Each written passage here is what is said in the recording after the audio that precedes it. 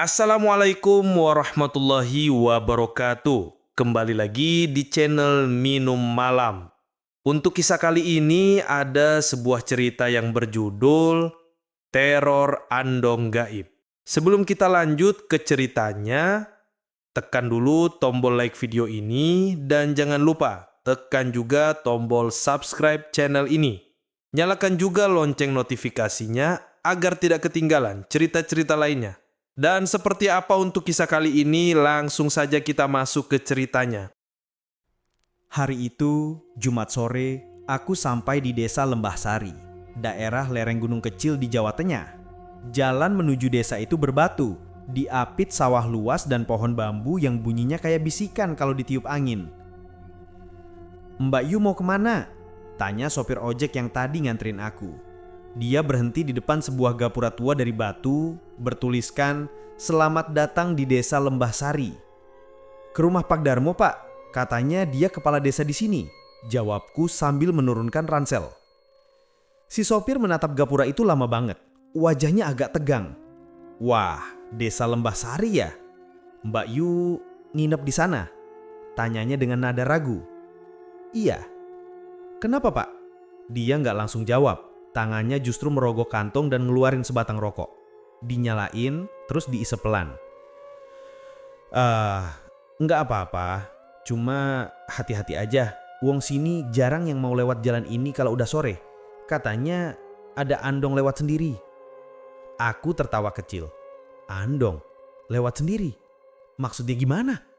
Sopir itu cuma geleng pelan, matanya lurus ke arah jalan kecil yang masuk ke dalam desa. "Pokoknya kalau malam jangan nengok kalau denger lonceng kuda," katanya pelan lalu langsung tancap gas pergi. Ninggalin aku sendirian di depan gapura itu. Suasana sore itu sunyi banget. Angin bawa aroma tanah basah dan daun kering, dan suara bambu yang beradu bikin bulu kudutku sedikit berdiri. Tapi aku berusaha tenang. Cuma cerita desa, namanya juga daerah pelosok.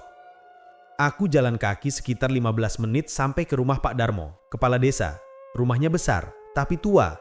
Halamannya luas, ada sumur di sudutnya, dan di serambinya bergelantungan beberapa kalung kuda tua dari kulit. Pak Darmo, pria berumur sekitar 50-an, menyambut dengan senyum kaku. "Oh, Rani toh? Mahasiswa dari Jogja? Monggo, monggo, masuk nak." "Aku izin numpang observasi, Pak. Katanya di sini masih ada andong yang dipakai warga ya?" tanyaku sambil duduk di ruang tamu. Pak Darmo kelihatan kaget, tapi cepet-cepet nutup ekspresinya. Iya, dulu.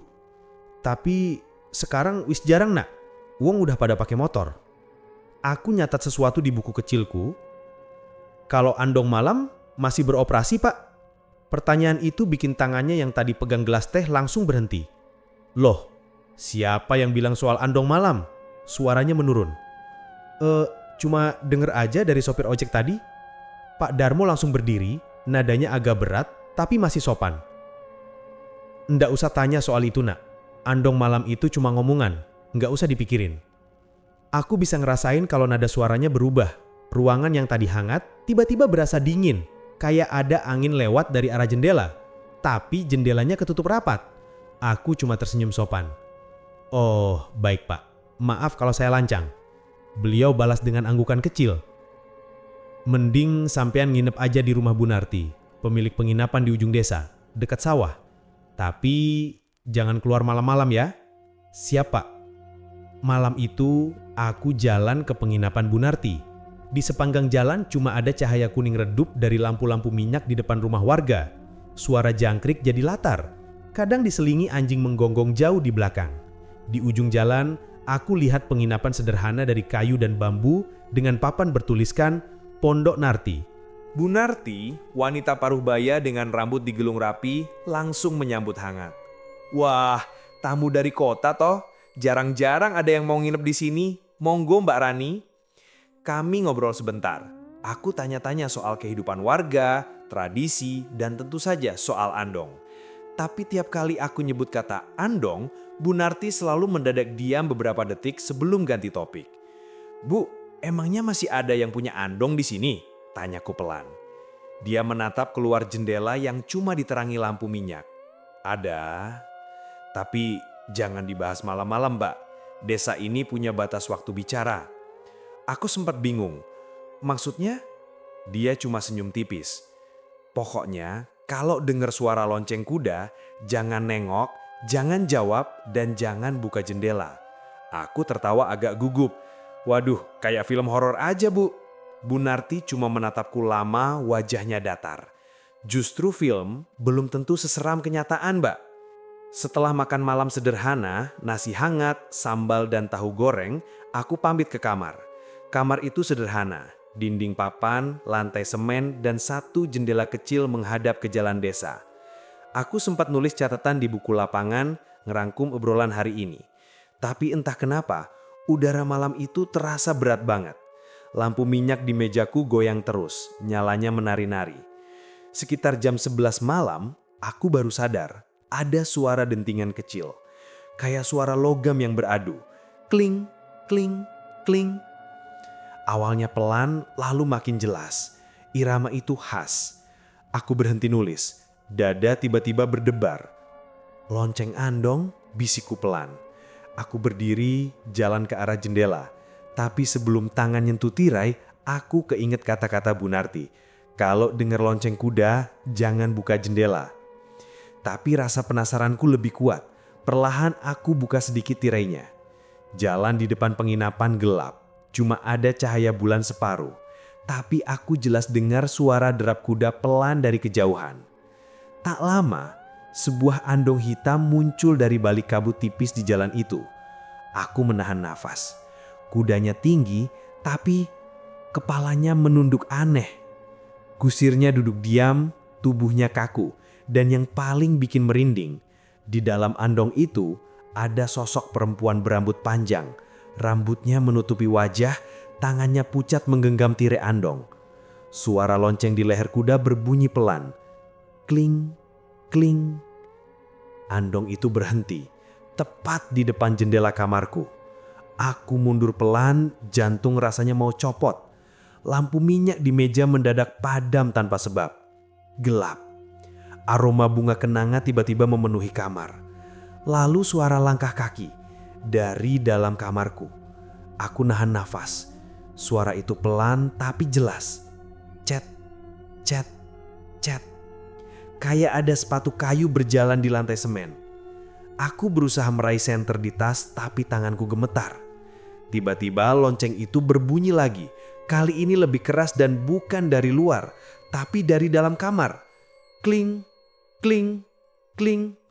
Aku refleks menyorotkan senter ke arah suara itu. Tapi yang kulihat cuma bekas roda andong di lantai kamar. Masih basah dan berlumpur. Seketika suhu kamar turun drastis. Nafasku keluar jadi uap putih. Di cermin kecil di meja, aku lihat bayangan diriku. Dan di belakangku ada sosok perempuan dengan wajah rusak separoh. Matanya merah menyala, berbisik pelan. Kau mau tahu siapa yang bunuh aku? Aku teriak spontan, tapi suara itu tenggelam oleh suara lonceng kuda yang berdentang panjang seakan menembus seluruh dinding penginapan. Lampu kamar mendadak nyala sendiri, tapi di meja, tepat di samping bukuku, kini tergeletak sebuah kalung lonceng kecil masih basah, berbau tanah dan darah segar. Pagi itu, mataku terasa berat banget. Aku terbangun dengan kepala nyut-nyutan dan jantung yang masih berdetak cepat. Di meja, kalung lonceng kecil itu masih tergeletak. Warnanya gelap, berkarat, dan masih lembab. Aromanya campuran antara tanah basah dan darah besi yang baru mengering. Aku menatapnya lama sambil mencoba meyakinkan diri kalau semua yang kulihat tadi malam cuma mimpi. Tapi pas aku lirik lantai kamar, jejak roda berlumpur itu masih ada, membentuk lintasan melingkar menuju pintu. Tanganku gemeter waktu aku ngeluarin HP dari saku jaket. Aku mau ngerekam, tapi anehnya kamera HP-ku langsung nge-lag. Layarnya sempat blank hitam, lalu muncul kilasan bayangan. Kayak wajah perempuan yang nyengir samar. Aku langsung matiin HP. Astagfirullah, bisikku pelan. Dari luar kamar, suara ayam berkokok sayup-sayup. Tapi di antara suara itu, aku dengar ada yang muter kunci di pintu. "Dok, wes tangi," suara Bu Narti dari luar. "Iya Bu, ini baru bangun," jawabku sambil buru-buru nyembunyiin kalung lonceng itu ke dalam tas.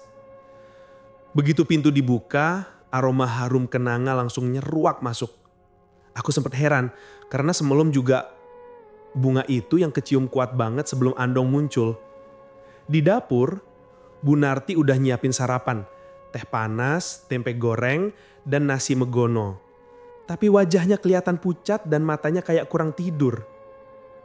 "Bu, semalam saya dengar suara aneh," kataku pelan. Dia berhenti aduk teh, tangannya sedikit gemetar. "Suara apa, Nak?" "Kayak suara lonceng kuda sama kayak ada Andong lewat depan penginapan." Wajah Bu Narti langsung berubah. Ia narik napas panjang lalu duduk. "Nak Rani, seharusnya sampai Anda lihat apa-apa semalam." Aku menatap dia, penasaran. "Maksudnya?" Dia diam beberapa detik, lalu matanya menerawang jauh keluar jendela yang mulai diselimuti mendung. "Andong itu bukan sembarang Andong, Nak. Dulu itu milik seorang perempuan, namanya Sulastri." Nama itu langsung bikin bulu kuduku berdiri tanpa sebab. "Siapa dia, Bu?" aku tanya pelan. Bu Narti ngelus lengan bajunya, suaranya pelan tapi berat. "Dia dulu orang baik, cantik, sopan, penarik andong juga. Orang-orang suka nebeng ke pasar naik andongnya. Tapi hidupnya berakhir tragis." Aku duduk di kursi, merapat ke meja. "Tragis gimana?" "Waktu itu ada warga sakit keras. Orang-orang bilang itu gara-gara santet. Dan entah kenapa mereka nuduh Sulastri yang ngelakuin." Nada suara Bu Narti bergetar. Padahal dia cuma janda muda yang hidup sendirian setelah suaminya meninggal di sawah. Tapi warga udah terlanjur takut dan benci. Aku bisa ngerasain hawa ruang dapur itu tiba-tiba berat. Suara angin dari celah genteng kayak berubah jadi bisikan. Malam itu, beberapa warga datang ke rumahnya, bawa obor, bawa tali. Mereka seret Sulastri keluar, tanpa bukti, tanpa doa. Katanya, mau membersihkan desa. Mataku membulat. "Mereka ngebunuh dia?" Bu Narti nganggu pelan. "Dibakar bersama andongnya di tengah jalan utama. Tapi anehnya, mayatnya gak pernah ketemu. Besok paginya cuma ada andong yang gosong dan lonceng kuda yang masih bunyi sendiri." Aku cuma bisa diam. Tenggorokanku kering, teh yang tadi kukira manis pun terasa getir. Jadi sejak malam itu, tiap Jumat Kliwon selalu ada yang dengar andong lewat di jalan depan penginapan. Kadang cuma suara lonceng, kadang muncul beneran. Aku nelan ludah. "Bu, jadi maksudnya semalam saya lihat Sulastri?" Bu Narti gak langsung jawab. Tapi matanya menatap lurus ke arahku dengan tatapan yang campur antara takut dan kasihan. "Sulastri bukan perempuan jahat, Nak. Tapi mereka menuduhnya penyebab semua kesialan di desa ini.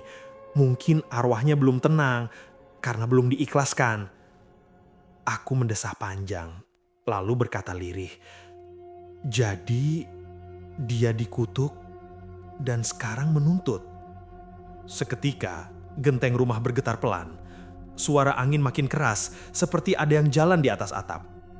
Seekor kucing hitam yang tadi tidur di dekat pintu mendadak berdiri. Bulunya mengembang, matanya menatap tajam ke arah jendela. Aku menoleh pelan. Dari luar, lewat celah kaca, aku melihat bayangan kuda melintas cepat di depan rumah. Padahal jalan itu sepi dan tanahnya basah karena hujan semalam. Bu Narti buru-buru berdiri, mematikan dupa di pojok ruangan. "Ndok, ayo makan dulu. Jangan pikir aneh-aneh." Tapi rasa penasaranku makin besar. Siang itu, Setelah hujan reda, aku jalan ke arah sawah di belakang penginapan. Di situ katanya dulu tempat pembakaran andong milik Sulastri. Tanah di sana kering, tapi ada bekas lingkaran hitam besar kayak bekas terbakar lama. Aku jongkok ngeliat tanah itu. Pas aku sentuh, permukaannya dingin banget, padahal matahari lagi nyengat. Aku keluarin kamera dari tas dan mulai motret. Tapi pas aku lihat hasil fotonya, jantungku langsung nyaris berhenti. Di layar kamera, terlihat jelas sebuah andong hitam berdiri di tengah lingkaran tanah itu. Kusirnya nggak jelas, tapi dari jendela andong ada sosok perempuan berambut panjang menatap ke arah kamera. Menatap langsung ke arahku. Aku menoleh pelan. Dari luar, lewat celah kaca, aku melihat bayangan kuda melintas cepat di depan rumah. Padahal jalan itu sepi dan tanahnya basah karena hujan semalam. Bu Narti buru-buru berdiri, mematikan dupa di pojok ruangan. "Endok, ayo makan dulu. Jangan pikir aneh-aneh." Tapi rasa penasaranku makin besar. Siang itu, setelah hujan reda, aku jalan ke arah sawah di belakang penginapan. Di situ katanya dulu tempat pembakaran andong milik Sulastri. Tanah di sana kering, tapi ada bekas lingkaran hitam besar kayak bekas terbakar lama.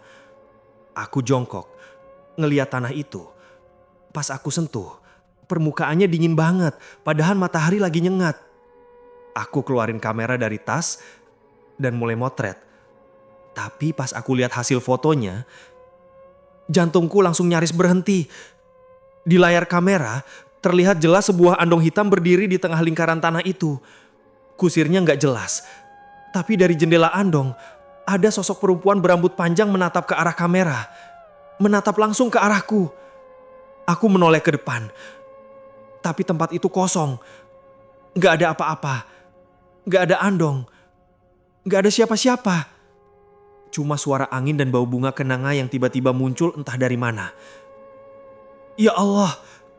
Aku berbisik. Langkahku mundur pelan. Tapi entah kenapa aku ngerasa kayak ada yang ngelihat dari belakangku. Saat aku menoleh, cuma ada bayangan pohon dan suara jangkrik. Tapi di tanah, di belakangku, bekas tapak sepatu kayu. Aku langsung lari balik ke penginapan. Napasku ngos-ngosan. Tapi anehnya begitu sampai, Bu Narti udah berdiri di depan pintu. "Sampean motret sesuatu toh?" Tanyanya dengan nada khawatir. Aku cuma bisa ngangguk pelan sambil ngeluarin kamera. Iya Bu, tapi di foto saya ada..." Sebelum aku sempat tunjukin hasil fotonya, Bu Narti langsung menutup lensaku dengan tangannya. "Jangan ditunjukin. Semakin sampean lihat, semakin dia bakal ngikutin." Aku bengong. Ngikutin? Arwah yang kepikiran bakal nempel ke yang mikir. Apalagi sampean udah lihat dia langsung. Perutku langsung terasa mual. Rasanya kayak ada udara dingin masuk dari tulang belakang. Aku akhirnya nurut. Kamera ku simpan lagi, lalu duduk diam di kamar. Tapi rasa penasaran tetap ngiang di kepala. Siapa sebenarnya yang ngebunuh Sulastri? Dan kenapa arwahnya masih gentayangan? Menjelang malam, suasana desa kembali sunyi. Langit berat ditutupi mendung pekat. Angin dingin menyelusup lewat celah dinding bambu. Lampu minyak di kamar kurdup dan bayangan di tembok bergerak pelan kayak ada yang jalan di luar. Aku belum bisa tidur. Akhirnya aku buka buku catatan, nulis semua hal yang Bu Narti ceritain tadi. Tapi tiba-tiba, di tengah sepi itu, aku dengar suara napas. Pelan, deket banget, dari arah belakang kupingku. "Rani, kau mau tahu siapa yang membunuhku?" Aku spontan menoleh cepat ke arah sumber suara. Dan di sana, bayangan andong hitam sudah berdiri di pojok kamar. Kudanya diam, tapi tubuhnya bergerak pelan ke arahku. Lonceng di leher kuda itu berdentang lirih. Keling, keling, keling. Dan dari dalam andong itu, tirainya terbuka sedikit, menampakkan wajah perempuan rusak separuh menatapku tajam dengan mata merah menyala. Angin tiba-tiba berhenti. Semua suara hilang. Andong itu kini tepat di depan tempat tidurku. Dan dari dalamnya, suara lirih itu terdengar lagi makin dekat. kau harus bantu aku sebelum mereka datang membunuhmu juga. Hujan deras turun sejak sore, membuat suasana desa Lembahsari terasa semakin berat dan kelam. Air mengalir di sela batu jalan, menimbulkan suara gemericik pelan yang samar tertelan oleh deru angin dari arah sawah. Langit belum benar-benar malam, tapi awannya sudah menggulung pekat seperti arang basah. Aroma tanah bercampur amis darah entah dari mana datangnya, menyesakkan dada setiap kali kuhirup. Aku masih belum sepenuhnya pulih dari kejadian semalam. Bayangan Andong hitam itu masih menempel di kepala. Tirai yang bergerak, mata merah menyala dan bisikan perempuan itu yang memanggil namaku. Malam itu aku gak tidur sama sekali. Bahkan lampu minyak yang terus menyala justru bikin bayangan di tembok bergerak aneh. Seperti ada yang berjalan di sekitarku. Pagi tadi, Bu Narti mendadak mengetuk pintuku dengan wajah cemas. "Nak Rani, Pak Darmo minta sampean ke balai desa.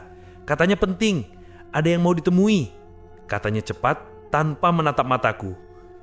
Aku sempat ragu, tapi akhirnya ikut. Sepanjang jalan menuju balai desa, angin terus berembus dari arah barat bawa aroma dupa yang samar. Di beberapa sudut, kulihat warga menutup pintu rumah rapat-rapat. Nggak ada suara anak-anak main, nggak ada orang lewat. Desa ini sepi banget, seperti sedang menahan napas. Sesampainya di balai desa, kulihat Pak Darmo duduk di kursi bambu, pakai sarung dan kopiah hitam. Tapi yang bikin aku ngeri, di depannya ada seorang lelaki tua. Rambut putihnya panjang terurai, kulit keriputnya legam dan di tangannya menggenggam tas kecil dari anyaman bambu. "Mbah Joyo," bisik Bu Narti di belakangku. "Beliau cenayang lama di desa ini." Mbah Joyo menatapku dengan mata sayu tapi dalam. Tatapan yang seakan bisa menembus pikiranku. "Sampean yang lihat Andong itu toh?" Suaranya berat dan pelan. Aku menelan ludah. "Iya Mbah, 2 malam berturut-turut." Pak Darmo memejamkan mata sebentar, wajahnya kelihatan menahan sesuatu. "Bah, saya minta tolong.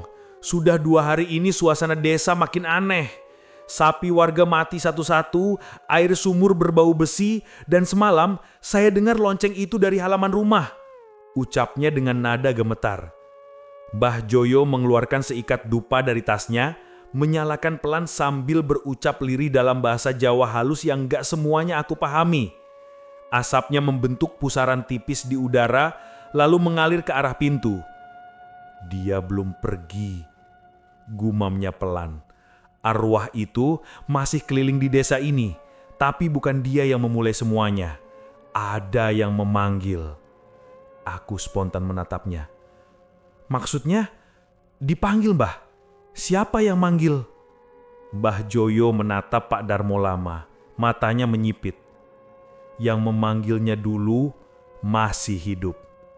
Pak Darmo langsung berdiri, wajahnya pucat. "Jangan sebut nama itu Mbah, jangan!" serunya cepat. Ruangan mendadak hening. Suara hujan di luar seperti berhenti sejenak. Aku merasa jantungku berdetak cepat. "Nama siapa Pak?" tanyaku pelan. Pak Darmo memalingkan wajah, nadanya berubah tajam. "Ndak usah tahu nak, yang penting malam ini ikut kami. Kita bakal adakan ritual buat netralisir semua." Menjelang senja, aku ikut mereka ke lapangan desa di belakang balai. Lapangan itu luas, dikelilingi pohon beringin tua dan semak liar. Di tengahnya, Mbah Joyo sudah menyiapkan sesajen, dupa, air kembang 7 rupa, dan nasi tumpeng kecil. Angin kencang terus berembus bikin daun-daun kering beterbangan dan lampu minyak bergoyang liar. Suasana makin aneh. Langit yang tadi kelabu kini jadi hitam pekat, padahal matahari belum sepenuhnya tenggelam. Kabut tipis turun dari arah sawah. Bau amis semakin menyengat seperti darah basi yang terbakar. Aku sempat menutup hidung, tapi baunya malah makin tajam. "Mbah, ini kenapa jadi kayak gini?" tanyaku gugup. Mbah Joyo tidak menjawab. Beliau duduk bersilah, membakar dupa satu persatu sambil menggumamkan mantra. Suaranya serak tapi tegas, diselingi bahasa Jawa kuno yang gak ku mengerti. Tiba-tiba, semua dupa padam bersamaan. Api di ujung batang dupa itu mati seperti ditiup sesuatu yang besar. Angin berhenti. Sunyi total. Lalu, terdengar dentingan pelan dari arah utara. Kling, kling, kling. Aku langsung merinding. Dada terasa sesak, seolah udara menolak masuk ke paru-paruku. "Mbah, ini kenapa jadi kayak gini?" bisiku lirih. Mbah Joyo membuka mata, pelan. Dia datang. Kabut makin tebal. Dari balik putihnya kabut, samar-samar muncul bayangan hitam besar. Bergerak perlahan, bergoyang seperti mengikuti irama derap kaki kuda. Suara roda berdecit di tanah basah. Makin lama makin jelas. Derap, derap, derap. Aku mundur selangkah, tanganku gemetar hebat. Andong itu, suaraku hampir gak keluar. Pak Darmo berdiri kaku di sampingku, wajahnya pucat pasi. Andong hitam itu muncul perlahan dari balik kabut, tanpa kusir. Tapi rodanya berputar sendiri. Kudanya jalan pelan, matanya kosong tanpa bola mata, cuma rongga hitam pekat. Dari badan Andong menetes cairan merah gelap, jatuh ke tanah seperti darah yang menetes dari luka. Mbah Joyo berdiri, mengangkat tangan. "Sulastri, rohmu kuterima dengan damai. Kembalilah pada asalmu, tinggalkan dendam dunia." Angin mendadak berputar kencang, meniup dupa dan kembang, tapi suaranya terdengar seperti jeritan perempuan.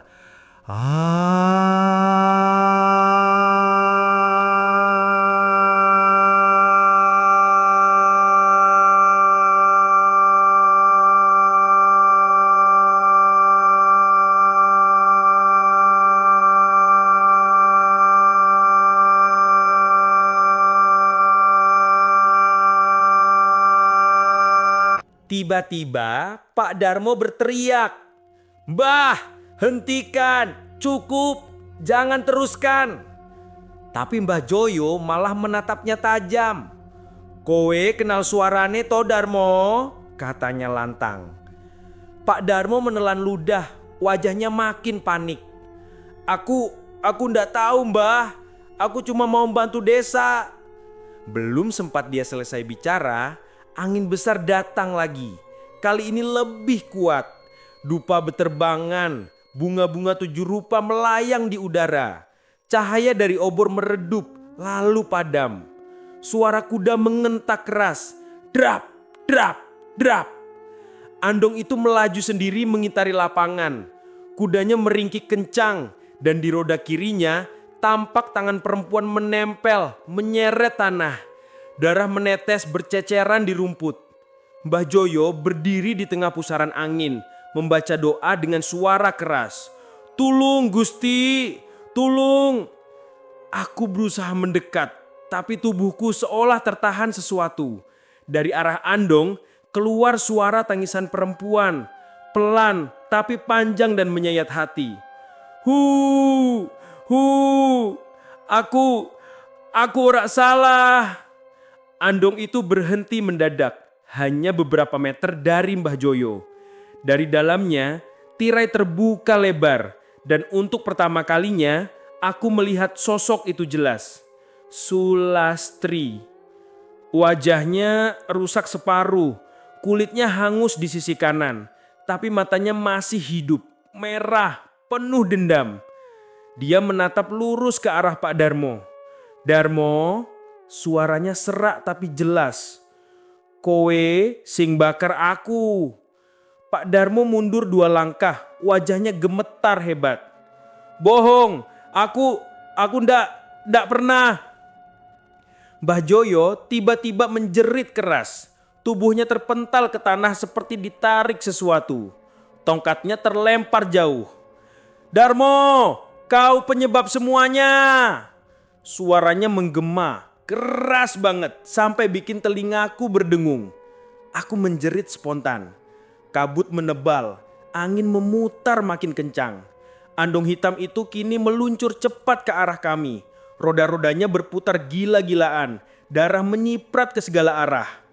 Aku sempat menutup mata, menjerit ketakutan. Lalu semuanya gelap, sunyi. Saat ku buka mata perlahan, aku sudah tidak di lapangan lagi. Aku berdiri di tengah jalan desa yang basah, dan di depan sana sebuah andong hitam terparkir diam. Tirainya terbuka, memperlihatkan kursi kosong berlumur darah, dan di sana menggantung kalung lonceng kecil yang sama seperti yang kutemukan di kamarku dulu. Dan dari balik bayangan andong itu, samar-samar terlihat seseorang berdiri. Pak Darmo menatapku dengan mata kosong sambil berbisik, "Rani, tolong, dia belum selesai dengan kita." Hujan turun deras malam itu. Suaranya mengguyur genteng tua penginapan kayak ribuan jarum yang jatuh bersamaan. Langit disambar petir yang silih berganti, menerangi pekarangan desa dengan kilatan putih menyilaukan. Di luar sana, angin bertiup keras, membawa aroma tanah basah dan bunga kenanga yang menyengat. Aku berdiri di depan jendela kamarku, masih dengan pakaian basah dan tangan gemetar. Bayangan andong hitam yang kulihat di jalan tadi masih jelas banget di kepala. Kalung lonceng yang menggantung di dalamnya juga masih kuingat bentuknya. Kecil, berkarat, tapi setiap kali bunyi kelingnya terdengar, bulu kuduku langsung berdiri. Aku menutup jendela rapat, tapi suara derap kuda itu terus bergema samar di telinga. Drap, drap, drap, pelan, tapi teratur. Tiba-tiba, pintu kamarku diketuk keras. "Tok, tok, tok. Rani, mbok buka tuh. Aku iki, Pak Darmo." Suaranya terdengar cemas, bahkan agak serak. Aku buru-buru membuka pintu.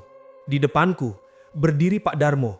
Pakaiannya kuyup, wajahnya pucat, nafasnya ngos-ngosan. "Pak, jenengan kenapa?" tanyaku cepat. Ia melangkah masuk tanpa permisi, langsung duduk di kursi dengan tubuh gemetar. Dia muncul lagi, "Nak, andongiku. Ana ning ngarep omahku barusan. Tapi pas aku nyedek, hilang. Kayak nguap di telan kabut." Aku menatapnya, berusaha menahan rasa takut. "Pak, sebenarnya ada apa? Kenapa semua ini bisa kejadian?" Pak Darmo diam lama. Hanya suara hujan dan petir yang bersaut-sautan di luar. Ia menunduk dalam. Jemarinya saling meremas. Lalu perlahan suaranya keluar pelang tapi berat. "Rani, aku ora iso meneng maneh. Ana sing kudu ku ceritake." Aku mendekat, duduk di kursi sebelahnya. "Cerita apa, Pak?" Ia menarik napas panjang, matanya menerawang jauh. "Sulastri, perempuan itu, dia dulu tunanganku." Dek, jantungku berdegup keras. "Tunangannya, Pak?" "Iya, kami dulu rencana nikah pas panen raya. Tapi waktu itu, desa kami lagi kena gagal panen. Sawah-sawah menggering, padi busuk, orang-orang panik, dan mereka butuh kambing hitam." Ia berhenti sebentar, wajahnya menegang. "Mereka nuduh Sulastri penyebabnya. Katanya dia simpanan dukun. Katanya dia pelihara tuyul. Aku coba bela dia. Tapi semakin aku bela, warga makin yakin aku kena pelet." Aku menatapnya tak percaya. "Terus, kenapa sampai Sulastri bisa meninggal kayak gitu?" Pak Darmo memejamkan mata. Wajahnya kelihatan diselimuti rasa bersalah yang dalam. "Waktu itu aku takut, Rani. Takut dicap ikut-ikutan dia. Takut kehilangan kehormatan. Takut dianggap gila. Jadi aku nyewa seseorang." "Nyewa siapa, Pak?" "Nyewa dukun." Jawabnya lirih.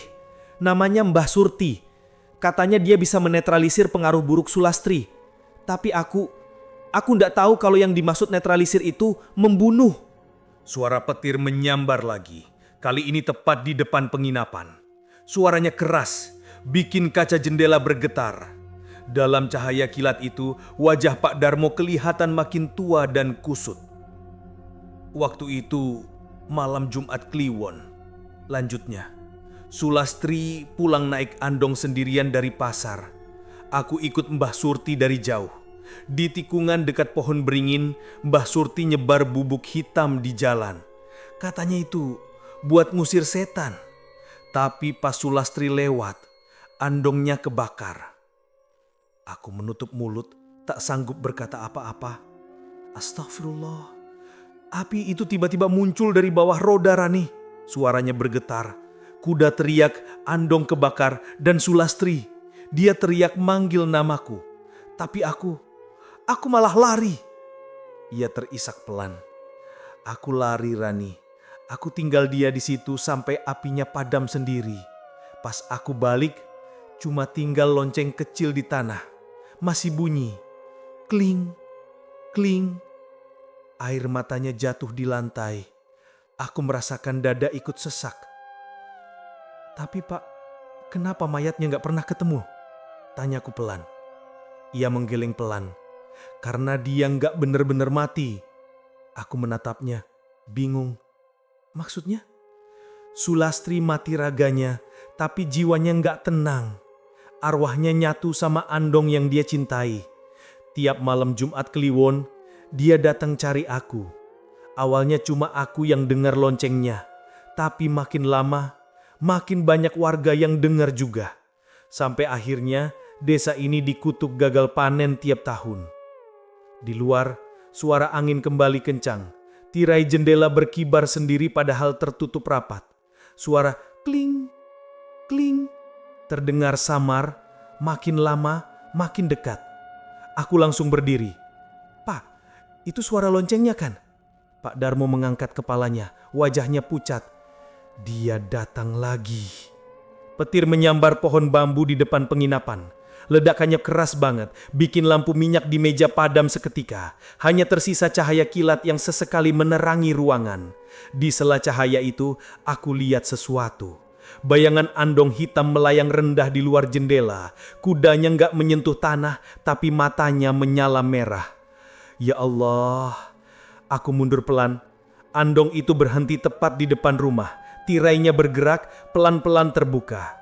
Sosok perempuan keluar dari dalamnya, berambut panjang, wajah rusak separuh, tapi sorot matanya tajam, penuh luka. Suara tangisnya lirih, tapi memecah kesunyian. Darmo. Suaranya serak, pecah-pecah. Kau janji tak akan ninggal ke aku, tapi kau yang ngirim maut padaku. Pak Darmo jatuh berlutut, air matanya bercampur air hujan yang masuk dari celah pintu. Sulastri, maaf ke aku. Aku gak kuat waktu itu. Aku takut. Tangannya gemetar, mencoba meraih bayangan perempuan itu. Tapi begitu jarinya hampir menyentuh, udara di antara mereka bergetar kuat dan tubuh Sulastri bergetar seperti api yang ditiup angin. Takut kehilangan kehormatanmu ya Darmo? Suaranya kini berat dan dingin. Kau pilih biarkan aku terbakar hidup-hidup demi harga dirimu sendiri? Aku menahan napas melihat wajah Pak Darmo yang benar-benar hancur. Aku salah, Las. Aku salah. Aku nyesel. Aku sumpah.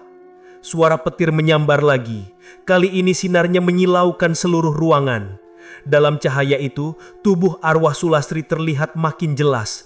Gaunnya hangus terbakar, kulitnya retak, tapi matanya mengucurkan darah. Dia melangkah maju.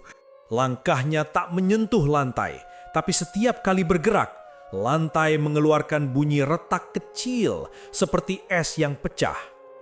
Andong hitam di belakangnya ikut maju perlahan. Rodanya berputar sendiri tanpa suara. Aku mundur, tapi tak sanggup lepas pandang. Sulastri menatapku lama, matanya merah menyala, darah menetes dari pelipisnya. Dia belum bisa menebus dosanya, tapi kau, suaranya lirih, nyaris seperti bisikan di telingaku. Kau bisa bantu aku. Aku menelan ludah. Bantu? Di mana? Bawa aku ke tempat aku dikubur, katanya pelan, tapi nadanya tegas. Atau kau yang bakal menggantikanku di andong ini. Udara di ruangan tiba-tiba jadi dingin banget. Napasku keluar putih. Semua suara hilang. Bahkan suara hujan pun lenyap. Sulastri mendekat satu langkah lagi. Petir menyambar di luar, menerangi wajahnya yang penuh luka. Lalu semua lampu di desa padam bersamaan. Gelap total. Dan di antara gelap itu, suara lonceng kecil terdengar jelas banget. Kling, kling, kling. Aku mencoba berteriak, tapi suaraku nggak keluar. Tubuhku kaku. Sebelum mataku sepenuhnya tertutup oleh bayangan hitam itu, aku cuma sempat melihat satu hal. Bayangan andong hitam menelan seluruh ruangan, dan Pak Darmo berlutut sambil menjerit namaku. "Rani, lari!" Tapi terlambat. Kilatan petir terakhir menyambar keras, dan dalam sekejap aku lenyap dari tempatku. Ketika petir berhenti dan hujan mereda, di depan penginapan cuma tersisa satu hal. Kalung lonceng kecil yang berputar di tanah berbunyi lirih di antara kabut. Kling, kling, kling. Dan dari jauh terdengar suara derap kuda menjauh, membawa seseorang yang belum tentu akan kembali. Kabut. Itu hal pertama yang kulihat begitu aku membuka mata. Udara di sekitarku terasa dingin, lembab, dan berat. Aku berbaring di tanah berlumut. Tubuhku basah kuyup, rambut menempel di wajah, dan pakaian penuh lumpur. Pandanganku buram. Yang terlihat cuma batang-batang bambu menjulang tinggi mengelilingiku, menutup langit seperti dinding hidup yang bergemerisik setiap kali angin lewat. Aku mencoba bangun pelan-pelan. Kepala terasa berat, tapi ada suara yang samar. Suara lonceng kecil berdenting pelan dari arah belakang. Kling, kling, kling. Dek, jantungku langsung berdetak cepat. Aku menoleh, dan di sana, di balik kabut putih yang menggantung rendah, terdapat andong hitam itu. Diam, tapi nyata. Kudanya berdiri mematung, matanya merah sayu, kepalanya sedikit menunduk seolah menunggu perintah. Tirai hitam di belakangnya bergerak pelan seperti ada yang duduk di dalam. Aku merinding dari ujung kaki sampai tengkuk. Ya Allah, aku masih hidup? Gumamku pelan mencoba memahami semuanya. Lalu terdengar suara lirih dari dalam andong itu. Suara perempuan, lembut tapi dingin. Rani. Aku menahan napas. Rani, tolong aku. Suara itu bukan marah, bukan juga mengancam, tapi seperti memohon. Langkah kakiku pelan maju satu demi satu. Setiap langkah menimbulkan bunyi gemerisik dari daun bambu basah di bawah kaki. Aku mendekat, jantungku berdentum keras di dada. Semakin dekat, semakin jelas kulihat wajah yang muncul di balik tirai. Sulastri. Tapi kali ini wajahnya tidak sepenuhnya rusak seperti sebelumnya. Luka bakar di kulitnya sudah memudar dan mata merahnya kini tampak lembut seperti ada kesedihan mendalam di sana. Kenapa aku dibawa ke sini? Tanyaku pelan, hampir berbisik. Suara Sulastri menjawab, lirih seperti datang dari dua arah sekaligus. Tempat ini, tempat aku ditinggal mati, Rani. Kuburanku ora ono. Aku ra iso lunga yen ora ono sing ngelingi aku. Aku menelan ludah. Angin tiba-tiba bertiup pelan, membuat daun bambu berayun, menciptakan suara shh, shh, yang menenangkan tapi juga mencekam. Terus, aku kudu piye, Mbak? Bantu aku, katanya. Suaranya nyaris pecah. Bantu aku menemui panggonanku sing bener, supaya aku iso lungo. Aku memandangi sekeliling. Di balik kabut, samar-samar kulihat ada jalur tanah kecil yang tertutup rumput liar, seperti jalan lama yang sudah lama tak dilewati. Aku menarik napas panjang. Baik, aku bantu.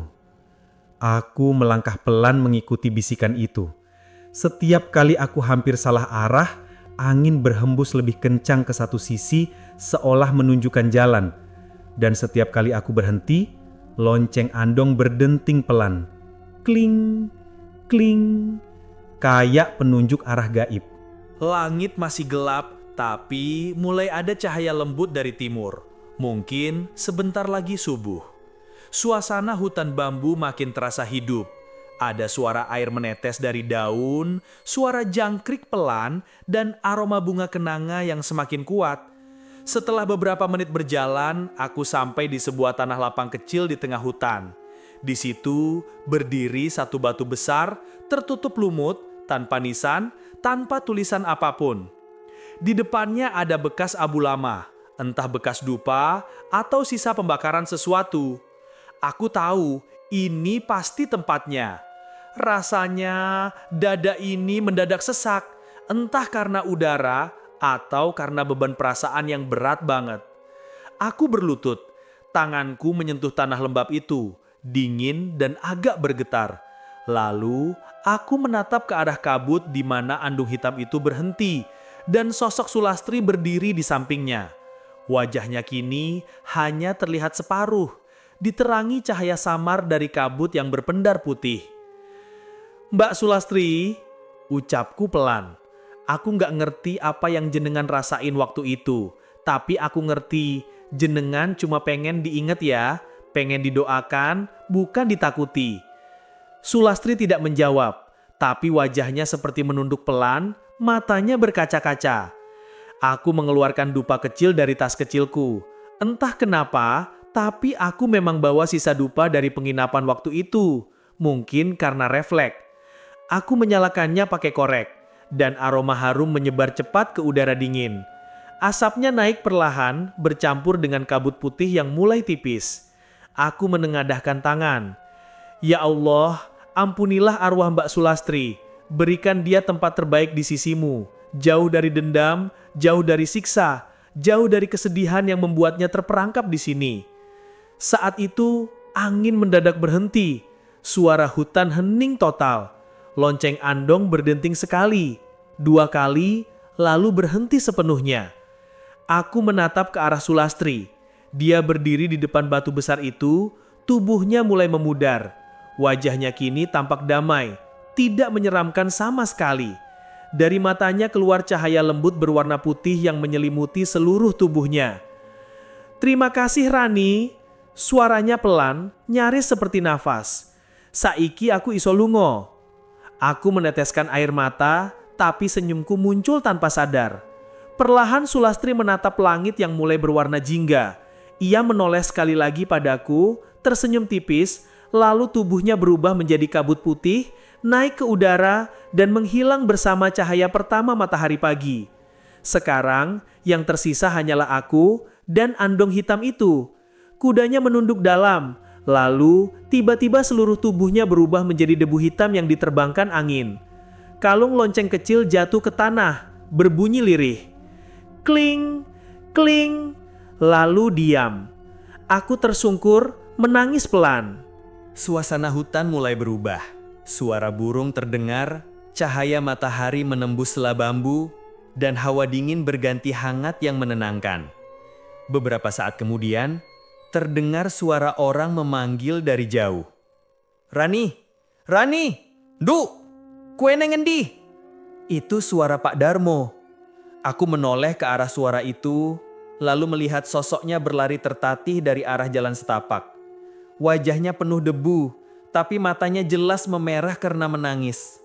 "Rani, astagfirullah, syukur kowe sehurip, Du," serunya sambil memelukku erat. Aku hanya bisa terisak di pelukannya. "Pak, dia udah tenang sekarang." Pak Darmo melepaskan pelukannya pelan, menatapku dengan bingung. "Tenang? Maksudnya piye, Nuk?" Aku menatap batu besar di depan kami, yang kini terlihat lebih jelas karena kabut sudah benar-benar hilang.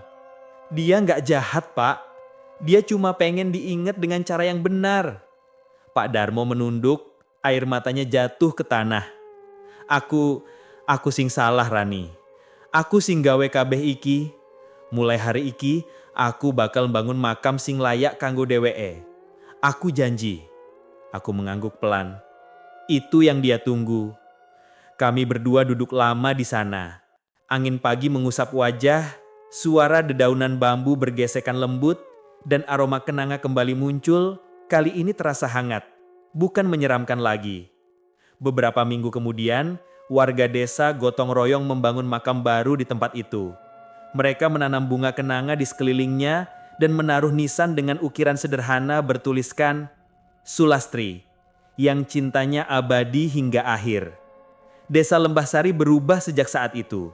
Tidak ada lagi gagal panen, tidak ada lagi bunyi lonceng misterius setiap malam Jumat, tapi sesekali kalau subuh tiba dan kabut turun pelan, aku masih suka mencium aroma bunga kenanga yang lembut. Kadang samar-samar terdengar bunyi kecil dari kejauhan. Kling! Hanya sekali, seperti ucapan perpisahan atau mungkin tanda bahwa dia masih menjaga kami dari jauh. Pak Darmo kini sering terlihat duduk di dekat makam itu, menabur bunga sambil berdoa lirih. Setiap kali aku lewat, dia selalu tersenyum dan bilang, "Las saiki wis tentrem Rani, ora ono maneh dendam, Gusti wis nompo dheweke." Aku cuma bisa tersenyum balik. Dalam hati, aku tahu betapa beratnya rasa bersalah yang akhirnya bisa ditebus dengan doa dan keberanian untuk memohon ampun. Kini, setiap kali aku kembali ke desa Lembah Sari untuk penelitian, aku selalu menyempatkan diri berhenti di makam itu. Aku letakkan satu tangkai kenanga di atas nisan, lalu berbisik pelan. "Tenanglah Mbak, ceritamu nggak akan hilang. Aku bakal terus ngelingi." Dan setiap kali itu juga, angin pagi selalu berembus lembut, membawa aroma yang sama, aroma kenanga dari dunia lain. Sulastri sudah damai. Dan desa Lembah Sari akhirnya bebas dari kutukan. Tapi satu hal yang kupelajari dari semua ini adalah, kadang arwah yang paling menakutkan bukanlah yang haus darah, melainkan yang haus untuk diingat dengan cara yang benar. Oke teman-teman, sekian untuk kisah kali ini.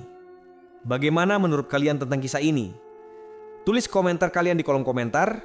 Dan buat teman-teman yang baru bergabung, jangan lupa untuk like, komen, share, serta subscribe channel ini. Dan nantikan kisah-kisah horor berikutnya tetap di channel Minum Malam. Wassalamualaikum warahmatullahi wabarakatuh.